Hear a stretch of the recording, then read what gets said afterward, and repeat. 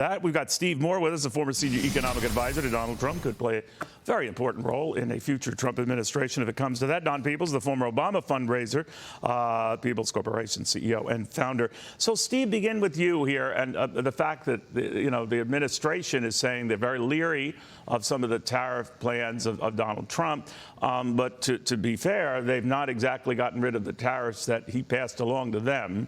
So, kind of mixed messages there. What do you think?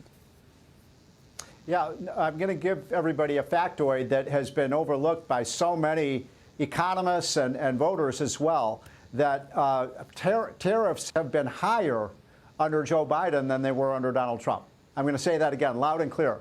Tariffs have been higher under Joe Biden than Donald Trump. And that means that if you're worried about tariffs, then maybe you need to be worried about Kamala Harris' term. Like, I'm not a tariff guy. You've known me, what, 30 years, Neil, and I'm a free market guy, I'm a free trade guy. But it is true, as a matter of fact, that Trump has used the threat of tariffs against China, against Mexico, against the Europeans to get countries to do things that are in America's interest, and it worked out. Yeah, it could, but it's also could be a suicide mission. So, Don, the one criticism of that is, countries will respond to those tariffs by lifting tariffs on American goods. You know the fears and all of that. The former president says that won't happen here. But what do you think? Well, I think we have to be strategic. First of all, we should look at tariffs for those countries who are not treating American industries fairly, and also what's in our national security interest. We cannot operate from an economic perspective globally to where our industries, our companies are being penalized by countries, but then they can walk into our country and actually have a free will to be able to come in and be more competitive than American companies. And I agree with Steve, by the way. It is an unknown point that the tariffs are much higher under this administration than they were under President Trump. And President Trump's administration was much more focused strategically, at least in its last administration, in terms of tariffs. Steve, we were highlighting the retail sales with Edward Lawrence, that they were stronger than expected. Now, that's volatile, I grant you. But they don't seem to jive with consumer sentiment in other surveys that I know are equally erratic sometimes. But what do you make of that and the underpinnings of the economy? Because if that remains strong, it's fair to say that this expectation of a rate cut next month on the part of the Federal Reserve, I believe the next day after the election, that ain't going to happen, and it has no reason to happen. What do you think of that? It's almost like consumers are saying, stop us before we spend again. Because you haven't talked to my wife, Steve, but go ahead.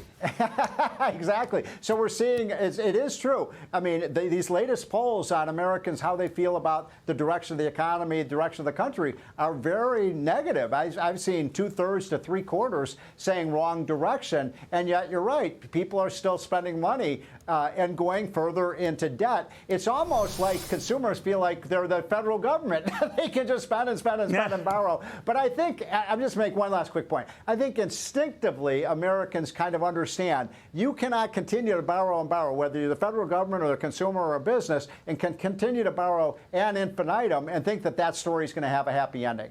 Don, in the meantime, we've been seeing better than expected numbers out of the nation's banks and financial institutions. Now, I grant you a lot of that buoyed by the markets. I get that, particularly in the case of Goldman Sachs, Morgan Stanley, what have you.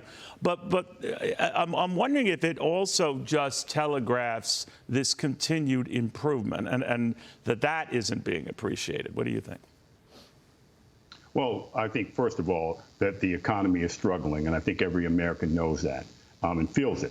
However, I think that the banking industry is prospering before the storm. I don't believe that we have seen the real impact of commercial real estate on banks in the U.S. So I think that, one, we've got that headwind. Also, because of interest rates, there's less of a demand for their products. So as these loans get repaid or they end up in default and sold off, ultimately, I think you'll see a decline in revenue for many of the big banks. And they're relying heavily right now on consumer activity as well.